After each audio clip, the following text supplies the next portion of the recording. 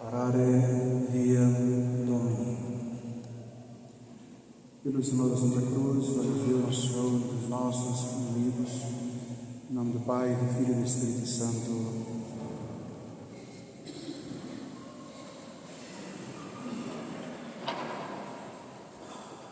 Grandíssimo Padre de Meio, caríssimos irmãos, preparai os caminhos do Senhor. Hoje celebramos já o terceiro domingo do Santo Tempo do Advento.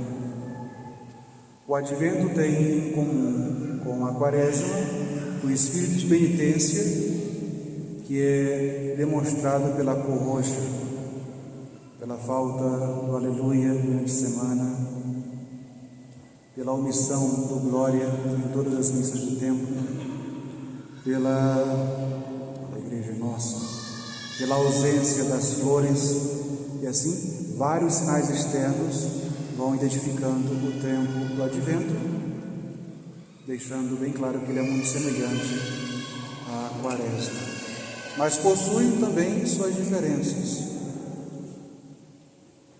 O tempo da Quaresma, o roxo revela a penitência daquele que se tornou um pecador, daquele que ofendeu a Deus, daquele que está longe de Deus, daquele que quer expiar os próprios pecados. Portanto, o roxo da Quaresma é um roxo de penitência por causa da dor do pecado cometido. O Advento, o roxo do Advento, embora seja a mesma cor, o mesmo uso, o sentido é diferente. Durante o tempo do Advento, a Igreja não suplica simplesmente o perdão dos pecados, porque ainda não existe, liturgicamente falando, o Salvador. Mas o tempo está exatamente nos preparando para a vinda do Salvador. Por isso, o roxo do Advento é essa ansiedade da alma em ver, em contemplar o quanto antes, com seus próprios olhos, o Salvador em nosso meio. É como uma mãe que tem um filho distante, em terras estrangeiras, e que recebe uma carta dizendo que ele vai voltar. Mas enquanto ele não chega, enquanto ela não contempla ele com seus próprios olhos, enquanto não o abraça, essa mãe se penitencia pela ansiedade. Esse tempo de espera causa nela uma dor. Esse é o sentimento da Igreja neste santo tempo do Advento. E esses devem ser os nossos sentimentos também nesse tempo sagrado. Assim como na Quaresma, no quarto domingo da Quaresma, no Advento, hoje, terceiro domingo da Quaresma, a Igreja também se cobre da cor rosa. O rosa é um roxo diminuído, é um roxo diluído, abrandado. Com isso, a Igreja quer dizer, no dia de hoje, como diz São Paulo, que nós devemos já nos alegrar antecipadamente, porque estamos próximos da festa para a qual nos preparamos, o nascimento de nosso Senhor. Por isso, hoje, a cor roxa lembra essa parvidade da penitência, lembra uma diminuição dessa ansiedade, uma expectativa do que vai acontecer em breve. Já passamos da metade desse tempo sagrado em espera do Senhor. O Advento não é só uma comemoração do passado. O Advento não é só uma preparação para comemorar o nascimento de Jesus, que já aconteceu na história. É também para isso, mas não só. O tempo do Advento quer nos preparar para um outro Advento, uma outra vinda de Jesus, a vinda definitiva, a sua parousia.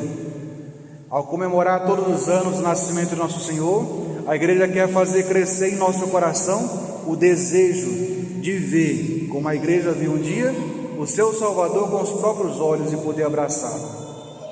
Isso acontecerá no fim, na parousia. Mas também o Advento não se resume a isso, a comemorar o passado, o nascimento histórico de Jesus, a preparar o futuro, a parousia de nosso Senhor. O Advento também nos prepara para os pequenos adventos que acontecem nesse meio termo.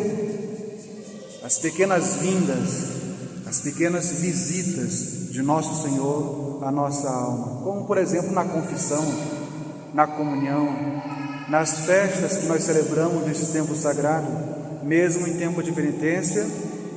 De vez em quando a igreja troca a sua cor para o branco ou para o vermelho.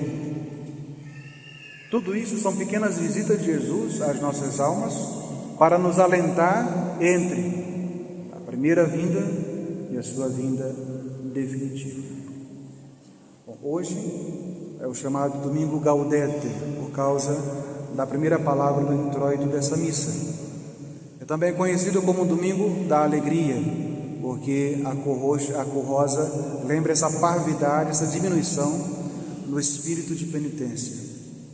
Também é o domingo, não só da cor rosa, mas da rosa. Historicamente, o Santo Padre, o Papa, no dia de hoje, ia de sua casa ao local em que ele celebraria a missa, ia a cavalo e sempre escolhia uma pessoa importante para lhe ajudar a descer do cavalo. Começou ali um costume, então, dele oferecer a essa pessoa, depois da missa, ofereceu um presente, que era uma rosa de ouro. Assim entrou para a história da igreja esse costume do Papa presentear com a rosa de ouro pessoas, igrejas, lugares importantes, em reconhecimento por seu trabalho, por virtudes ou por obras. Por exemplo, Nossa Senhora Aparecida, aqui no Brasil, já ganhou 3 rosas de ouro. Papa Paulo VI, Bento XVI e Papa Francisco. São reconhecimentos da importância do santuário aqui em nosso querido Brasil. Mas, mais do que presentear pessoas assim, esse conjunto de elementos, o costume da rosa, o convite de São Paulo, tudo só quer nos conduzir, só quer nos incutir uma única ideia: o Senhor está próximo. Por isso devemos preparar os seus caminhos.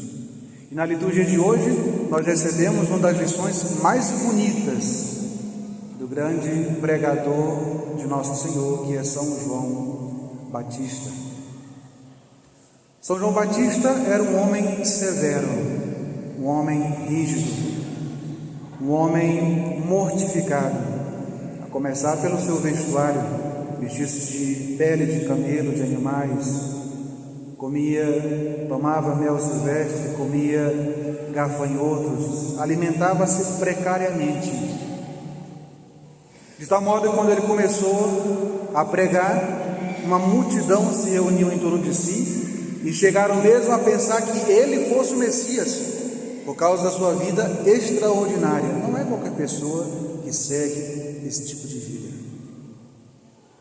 Hoje, uma comitiva é enviada até ele, de sacerdotes, levitas, portanto, uma comitiva vinda do templo de Jerusalém, para questioná-lo, para interrogá-lo: você é ou não é o Messias? O Evangelho diz bem claro, ele confessou e não negou, dizendo: eu não sou. Só Jesus vai poder dizer com todas as letras: ego sum, eu sou. São João, ao definir-se, define-se do modo mais humilde: eu sou apenas uma voz que clama no deserto. A função da voz é essa que os senhores estão vendo agora. Eu falo, a mensagem é transmitida e a voz se desfaz, desaparece. É a perfeita imagem da vida de São João. Veio, pregou, preparou os caminhos do Senhor, depois desapareceu. E ele resume ainda a sua vida em outro lugar. Sua vida, aliás, é resumida em outro lugar, quando ele diz: é necessário que ele, Jesus, cresça e eu, João, diminua. E diminuiu tanto que desapareceu. Portanto, caríssimos irmãos, no dia de hoje, aprendamos de São João a grande lição da humildade. Quem serve a nosso Senhor só pode servi-lo com esse espírito de humildade. Nós não somos nada. Por nós mesmos, em nós mesmos, somos apenas carne, inclinada ao mal, ao pecado. Só Jesus e só com Jesus podemos ser alguma coisa. Todo e qualquer bem que fazemos, só podemos fazê-lo por nosso Senhor. Qualquer coisa boa que fazemos longe de Jesus pode ser uma boa filantropia, mas nada meritório para o céu. Só com Jesus nós temos méritos para o paraíso. Hoje também comemoro o meu aniversário sacerdotal. A função do padre, os senhores já conhecem muito bem. É de colocar-se entre o povo e Deus, de ser a ponte entre a nave da igreja e o altar, a ligação entre o céu e a terra. Todas as grandes graças que os senhores recebem de Deus passam pelas mãos dos sacerdotes. A absolvição dos pecados, receber o corpo de nosso Senhor Jesus Cristo, a própria graça de se tornarem filhos de Deus, passa pelas mãos do sacerdote. E assim, todos nós devemos rezar pelos padres, porque a nossa salvação está posta na mão desses homens, iguais aos senhores, do mesmo barro, inclinados às mesmas coisas, tentados pelas mesmas tentações, levados pelas mesmas provações. Um padre não cai do céu, não tem uma plantação de padre, onde você cultiva as melhores sementes e nasce só padres santos. O nosso clero é reflexo das nossas famílias, nosso clero é reflexo da nossa igreja. Se o clero vai bem, é um bom sinal de que as nossas famílias, de modo geral, vão bem. Se o clero vai mal, se o clero é escandaloso, se o clero é preguiçoso, se o clero deixa a desejar, é um reflexo das famílias católicas, já que os padres saem das famílias. Portanto, é necessário, caríssimos irmãos, rezar pelos nossos padres, primeiro para que tenhamos sempre muitos padres, para que os padres sejam zelosos, santos, procurem imitar a nosso Senhor em sua vida. Mas também saber relevar as próprias imperfeições, não se iludir pensando que o padre é um anjo. Agora mesmo ali eu fui tomar água, uma criança se admirou que o padre foi tomar água. Claro, é uma criancinha. É gente igual aos senhores. Como de São Paulo, tomado do meio do povo, formado, agora devolvido, mas é um dos senhores, com uma função diferente, mais excelente, mais excelsa, com um ministério configurado Nosso Senhor de modo muito particular, que o simples sacerdócio comum dos fiéis não está ao alcance. Por isso mesmo devemos rezar pelos padres, por causa das suas graves funções. Já se dizia no passado: deixai uma paróquia, uma igreja sem padres durante 20 anos e ali adorarão os animais. É incrível como as pessoas ainda têm fé nos padres, e isso é bom. Mas também é incrível como muitas pessoas usam vários palanques, por exemplo, a internet, grupinhos privados, patotinhas, mesmo dentro da igreja, contra os padres. Aqui eu não sei, não percebo muito esse espírito, mas não duvido também não. Não põe minha mão no fogo por ninguém. Os senhores não devem também colocar a mão no fogo pelo padre. Devemos rezar mutuamente um pelo outro, para procurarmos encaminhar juntos para o céu.